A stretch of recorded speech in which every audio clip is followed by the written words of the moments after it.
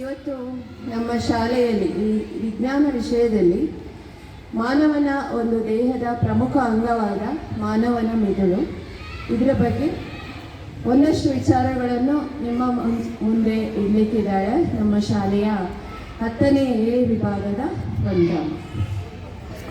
ಎಲ್ಲರಿಗೂ ಬೆಳಗಿನ ಶುಭೋದಯ. ನನ್ನ ಹೆಸರು ವಂದ್ರಮ್ಮ. 10ನೇ ತರಗತಿಯಲ್ಲಿ ಎ ವಿಭಾಗದಲ್ಲಿ ಓದುತ್ತಿದ್ದೇನೆ. ಮಾನವನ ಮಿದುಳಿನ ಹೊರನೋಟದಲ್ಲಿ 3 ಭಾಗಗಳಾಗಿವೆ. ಮೊದಲನೇದಾಗಿ ಮುಮ್ಮೆದುಳು, ಇಷ್ಟು ಕಾಣಿಸ್ತಾ ಇದೆಯಲ್ಲ, ಇಷ್ಟು ಮುಮ್ಮೆದುಳು ಅಂದರೆ ಇದು ನಮ್ಮ ಮುಮ್ಮೆದುಳು. ಎರಡನೇದಾಗಿ ಮಧ್ಯ ಮೆದುಳು ಅಂದರೆ ಇಲ್ಲಿರುತ್ತೆ ನಮ್ಮ ಮಧ್ಯ ಮೆದುಳು. ಮೂರನೇದಾಗಿ ಹಿಮ್ಮೆದುಳು ಅಂದರೆ ಇದು ಹಿಮ್ಮೆದುಳು. ಮೊದಲನೇದಾಗಿ ಮುಮ್ಮೆದುಳು ಕಾರ್ಯವೇನೆಂದರೆ ಯಾವುದೇ ಯೋಚನೆ ಮಾಡಬೇಕಾದ್ರೆ ಆ ಕಾರ್ಯವನ್ನು ಮಾಡೋದು ಈ ಮುಮ್ಮೆದುಳು. ಮತ್ತೆ ಮುಮ್ಮೆದುಳಿನಲ್ಲಿ 2 ಭಾಗಗಳಾಗಿವೆ. ಒಂದನೇದಾಗಿ ಮಹಾಮಸ್ತಿಷ್ಕ, ಎರಡನೇದಾಗಿ ಹೈಪೋಥಾಲಮಸ್. ಮೊದಲನೇದಾಗಿ ಮಹಾಮಸ್ತಿಷ್ಕ, ಇಲ್ಲಿ ಗ್ರೀನ್ ಕಲರ್ ಕಾಣಿಸ್ತಾ ಇದೆಯಲ್ಲ, ಅದು ಮಹಾಮಸ್ತಿಷ್ಕ. ಮಡಿಕೆ ಅಂತ ರಚನೆ ಆಗಿರುವ ಇದನ್ನು ಮಹಾಮಸ್ತಿಷ್ಕ ಎಂದು ಕರೆಯುತ್ತೇವೆ. ಮಹಾಮಸ್ತಿಷ್ಕ ಕಾರ್ಯ ಏನೆಂದರೆ ನೋಡೋದಾಗಿರ್ಬೋದು, ಕೇಳೋದಾಗಿರ್ಬೋದು, ಅರ್ಥ ಮಾಡಿಕೊಳ್ಳೋದಾಗಿರ್ಬೋದು, ಎಲ್ಲ ಕಾರ್ಯಗಳನ್ನು ಈ ಮಹಾಮಸ್ತಿಷ್ಕ ಅನ್ನೋದು ಮಾಡುತ್ತದೆ.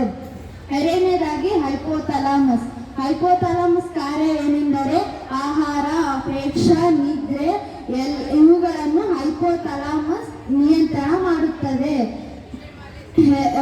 ಮತ್ತೆ ನಮ್ಮ ದೇಹದಲ್ಲಿನ ಉಷ್ಣತೆಯನ್ನು ಈ ಹೈಪೋಥಾಲಮಸ್ ನಿಯಂತ್ರಣ ಮಾಡುತ್ತದೆ. ಅದರ ಜೊತೆಗೆ ನಮ್ಮ ದೇಹದಲ್ಲಿನ ನೀರಿನ ಸಮತೋಲನ ಅನ್ನೋದು ಕಾಪಾಡುತ್ತಿದೆ ಹೈಪೋಥಾಲಮಸ್.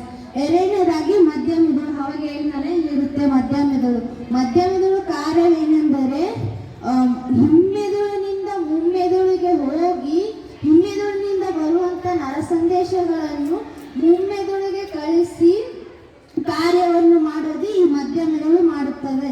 ಮತ್ತೆ ಮುಮ್ಮೆದುಳಿನಿಂದ ಬಂದಿರುವಂಥ ನರ ಸಂದೇಶಗಳನ್ನು ಹಿಮ್ಮೆದುಳಿಗೆ ಕಳಿಸುವಂತ ಈ ಮಧ್ಯ ಮೆದುಳು ಅನ್ನೋದು ಮಾಡುತ್ತದೆ. ಎರಡನೇದಾಗಿ ಹಿಮ್ಮೆದುಳು, ಅವಾಗ ಏನಲ್ಲ ಹಿಂದೆ ಇರೋದು ಹಿಮ್ಮೆದುಳಿನಲ್ಲಿ 3 ಭಾಗಗಳಾಗಿವೆ. ಒಂದನೇದು ಪಾನ್ಸ್, ಇಲ್ಲಿ ಏನು ಒಬ್ಬಿರುವಂತ ಒಂದು ಕಾಣಿಸ್ತಿದೆ ಅದೊಂದು ಪಾನ್ಸ್. ಎರಡನೇದಾಗಿ ಮೆಡುಲ ಹೀಗೆ ಕೆಳಗಡೆ ಹೋಗಿ ಒಂದು ಮಧ್ಯ ಮೆದುಳು ಬಳ್ಳಿ ಅನ್ನೋದು ರಚನೆ ಮಾಡುತ್ತದೆ. ಮೂರನೇದಾಗಿ ಅನುಮಸ್ತಿಷ್ಕ. ಮೊದಲನೇದಾಗಿ ಮೆಡುಲ ಕಾರ್ಯವೇನೆಂದರೆ ನಮ್ಮ ಮುಖದ ಹಾವಭಾವಗಳನ್ನು ನಿಯಂತ್ರಣ ಮಾಡುವ ಆ ಕೆಲಸ ಈ ಮೆಡುಲ ಅನ್ನೋದು ಮಾಡುತ್ತದೆ. ಯಾವ ವ್ಯಕ್ತಿ ಮುಖದಲ್ಲಿ ನೋಡ್ಬೇಕಾದ್ರೆ ಅವರು ಬೇಜಾರಾಗಿರ್ಬೋದು, ಸಪ್ಪಗಿರ್ಬೋದು, ಸಂತೋಷ ಆಗಿರ್ಬೋದು, ಅದನ್ನು ನಾವು ಗುರ್ತು ಹಿಡಿಯೋದು ಆ ಕೆಲಸ ಮೆಡುಲ ಅನ್ನೋದು ಮಾಡುತ್ತದೆ. ಎರಡನೇದಾಗಿ ಅದು ಪಾನ್ಸ್. ಎರಡನೇದಾಗಿ ಮೆಡುಲ, ಅವಾಗ ಹೇಳ್ತಾನೆ ಹೀಗೆ ಕೆಳಗಡೆ ಹೋಗಿ ಮಿದುಳು ಬಳಿ ರಚನೆ ಮಾಡುತ್ತದೆ. ಮೆಡುಲ ಕೆಲಸವೇನೆಂದರೆ ನಮ್ಮ ಅನೈಚ್ಛಿಕವಾಗಿ ಕ್ರಿಯೆಗಳನ್ನು ಉಂಟು ಮಾಡುವ ಈ ಮೆಡುಲ ಅನ್ನೋದು ಮಾಡುತ್ತದೆ. ಮೆಡುಲ ಅನ್ನೋದು ಉಂಟು ಮಾಡುತ್ತದೆ. ಮೆಡುಲ ಅಂದರೆ ನಮಗೆ ಇಷ್ಟ ಇಲ್ಲದಿದ್ದರೆ ತನಗೆ ತಾನಾಗಿ ಉಂಟಾಗುವ ಕಾರ್ಯಗಳು, ಉದಾಹರಣೆ ನುಂಗೋದಾಗಿರ್ಬೋದು, ಉಸಿರಾಟ ಕ್ರಿಯೆ, ಹೃದಯ ಬಡಿತ, ಇಂತಹ ಕಾರ್ಯಗಳನ್ನು ತನಗೆ ತಾನಾಗಿ ಉಂಟಾಗುವ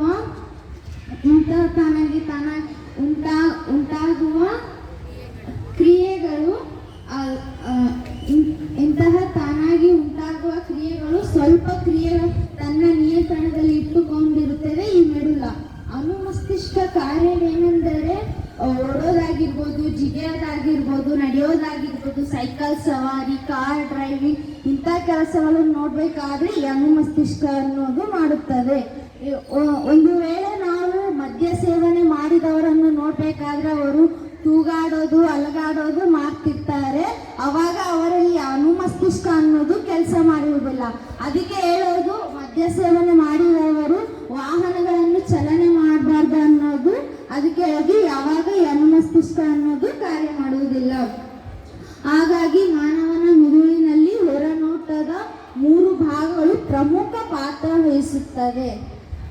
ಈಗ ನಾನು ಮಾನವನ ಮೆದುಳಿನ ಅಧ್ಯಯನ ಮಾಡಿದ್ನಲ್ಲ, ಯಾರಿಗೆಲ್ಲ ಇಷ್ಟ ಆಯ್ತು ಜೋರಾಗಿ ಚಪ್ಪಾಳೆ ಹೊಡಿಬೇಕು.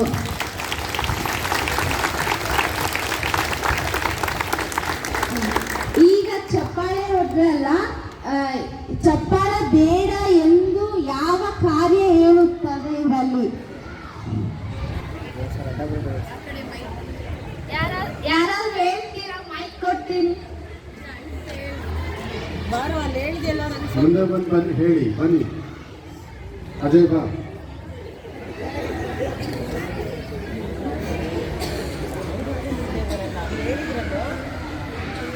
ಸರಿ, ಯಾರಾದ್ರೂ ಬೇರೆಯವ್ರು ಯಾರಾದ್ರೂ ಬಂದು ಹೇಳಿ.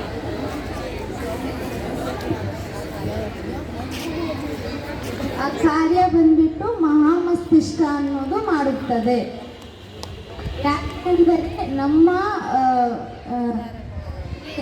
ನಿರ್ಧಾರ ತಗೊಳ್ಳೋದು, ವಿವೇಚನೆ ಇದೆಲ್ಲ ಮಹಾಮಸ್ತಿಷ್ಕ ಅನ್ನೋದು ಮಾಡುತ್ತದೆ.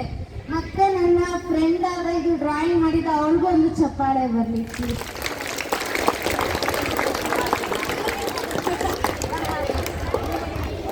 ಈ ಅವಕಾಶ ಕೊಟ್ಟಿದ್ದಕ್ಕೆ ಎಲ್ಲರಿಗೂ ಧನ್ಯವಾದಗಳು.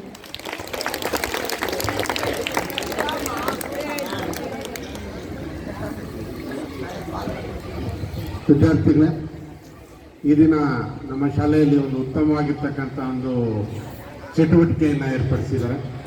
ಇನ್ನು ಇಲ್ಲಿಂದ ಏನಿದ್ರು ಕೂಡ ಪರೀಕ್ಷಾ ಪರ್ವ ಇದು, ಪರೀಕ್ಷೆಗೆ ಹೋಗಿ ಸಿದ್ಧತೆ ಮಾಡ್ಕೊಳ್ತಕ್ಕಂಥ ದಿನಗಳು.